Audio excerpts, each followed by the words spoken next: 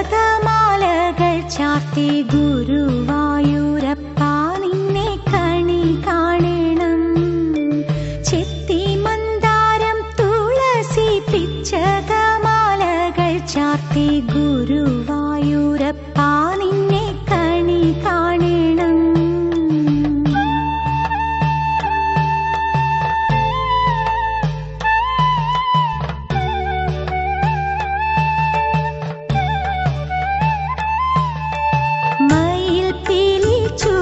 കൊണ്ടും മഞ്ഞത്തൂകിൽ ചുറ്റിക്കൊണ്ടും മണിക്കുഴലൂതിക്കൊണ്ടും കണി കാണണം. മയിൽ പീലി ചൂടിക്കൊണ്ടും മഞ്ഞത്തൂകിൽ ചുറ്റിക്കൊണ്ടും മണിക്കുഴലൂതിക്കൊണ്ടും കണി കാണണം. ചെത്തി മന്ദാരം തുളസി പിച്ചകമാലകൾ ചാർത്തി ഗുരുവായൂരപ്പ നിന്നെ കണി കാണണം.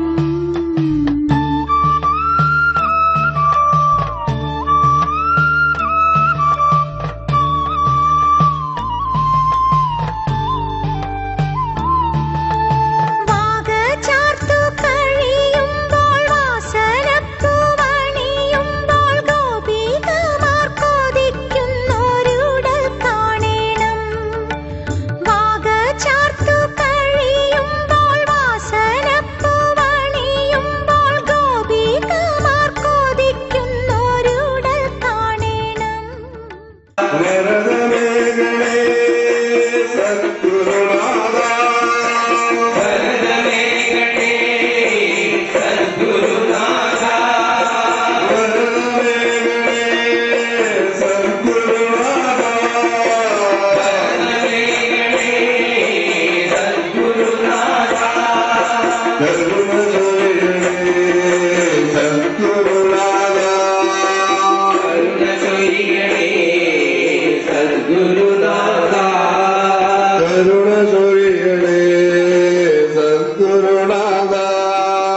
കരുണ ചൊരിയണേ സദ്ഗുരുനാഥ. കുണ്ടത്തൂർ മുരുക സദ്ഗുരുനാഥ. കുണ്ടത്തൂർ മുരുക സദ്ഗുരുനാഥ. കുഴന്തവടി വേലവനെ സദ്ഗുരുനാഥ. കുണ്ടവടി വേലവനെ സദ്ഗുരുനാഥ. കുഴന്തവടി വേലവനെ സദ്ഗുരുനാഥ. കുണ്ടവടി വേലവനെ സദ്ഗുരുനാഥ. സിന്ധു മുരുക സദ്ഗുരുനാഥ. സിന്ധു മുരുക സദ്ഗുരുനാഥ. സിന്ധു മുരുക സദ്ഗുരുനാഥ. മുരുക സദ്ഗുരുനാഥ. രാജാധിരാജനേ സദ്ഗുരുനാഥ. രാജാധിരാജനേ സദ്ഗുരുനാഥ. രാജാധിരാജനേ സദ്ഗുരുനാഥ.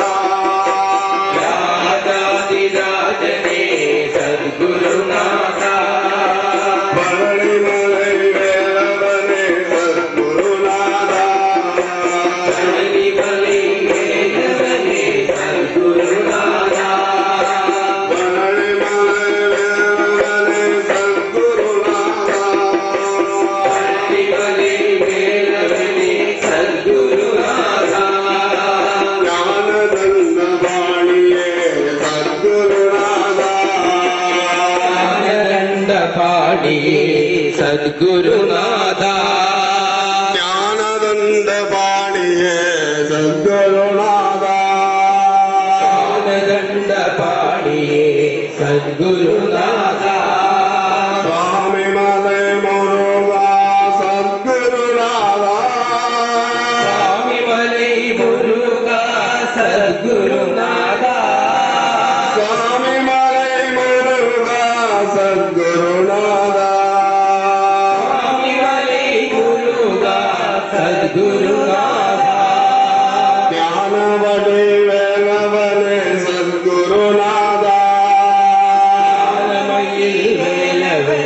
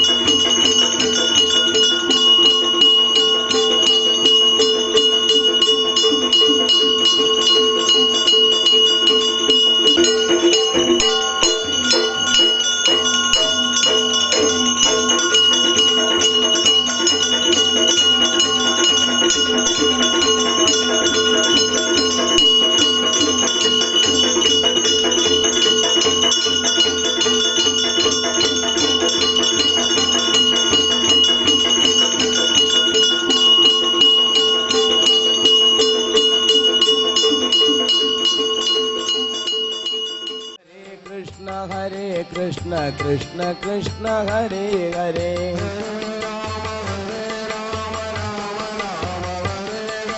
हरे राम राम राम हरे हरे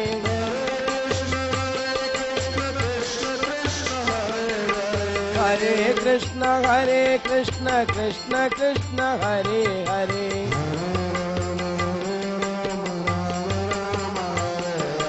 हरे राम राम राम हरे हरे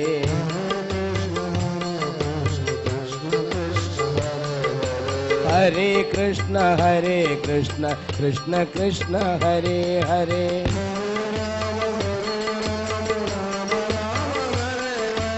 हरे राम राम राम हरे हरे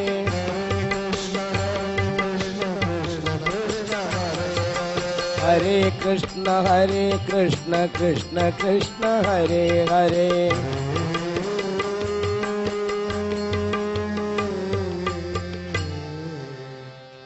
परमात्मने नमो नमः। ഓം ശരവണഭവ. കോടാനുകോടി നമസ്കാരം. ഇങ്ങനൊരു മഹത്തായ സന്നിധിയിലേക്ക് നമ്മളെയൊക്കെ സമയത്തിന് എത്തിച്ചതായ നമ്മുടെ പൂർവികന്മാർക്ക് കോടാനുകോടി നമസ്കാരം. ഇവിടേക്ക് എത്തണമെങ്കിലും നമുക്കൊരു യോഗം വേണമല്ലോ അല്ലേ? ആ യോഗം ഉണ്ടെങ്കിൽ മാത്രമേ ഇതൊക്കെ സാധിക്കൂ. ഭാഗ്യം നമ്മളിൽ എപ്പോഴും ഉണ്ടെങ്കിലും യോഗം കൂടി വേണം അല്ലേ? ആ യോഗം നമുക്കുണ്ട്. അതുകൊണ്ട് ഇങ്ങനെ ഒരു മഹത്തായ സേവയിൽ ഇന്നത്തെ ദിവസം നമുക്ക് എല്ലാവർക്കും സംഗമിക്കാൻ സാധിച്ചു. സേവയാണ്. സേവ എന്ന് പറഞ്ഞാൽ സ്നേഹം എന്നാണ്. സ്നേഹമുള്ളിടത്തേ സേവ ഉണ്ടാവും അല്ലേ? സ്നേഹത്തിൽ നിന്നാണ് സേവ ഉണ്ടാവുന്നത്. അപ്പോ നമ്മളൊക്കെ ഭഗവാനോടുള്ള സ്നേഹം കൊണ്ടല്ലേ ഭഗവാനെ സേവിക്കുന്നത്. ആ സേവയാണ് നമ്മുടെ ജീവിതം എന്നുള്ളത് നമ്മളെ തിരിച്ചറിഞ്ഞാൽ മതി. ആ സേവയാണ് നമ്മുടെ ജീവിതം.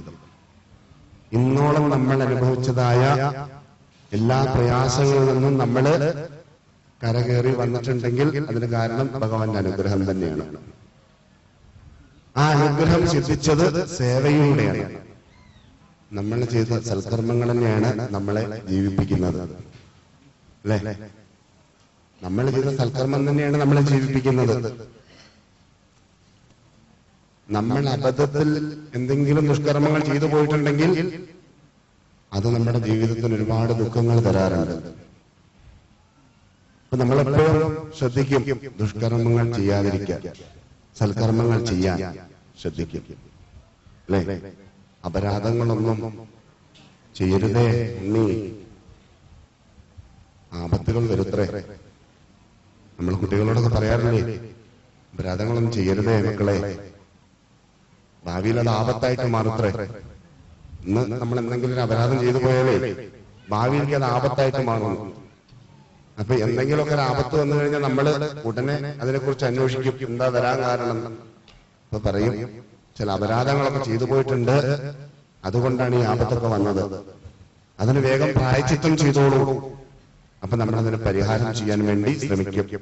ചെയ്തു പോയ തെറ്റിന് മാപ്പ് പറയും, ക്ഷമിക്കണേ ഭഗവാനെ, ഞാൻ അങ്ങനെ അബദ്ധത്തിൽ ചെയ്തു പോയി, എന്നെ അനുഗ്രഹിക്കണം, ഇനി അങ്ങനെയുള്ള അപരാധങ്ങളും ഞങ്ങൾ ചെയ്യില്ല എന്ന് പറയും. സമയപ്പോഴും പറയും ഭഗവാനെ പൂജിക്കുന്നിടത്ത് മാത്രമേ ഭഗവതി ഉണ്ടാവും.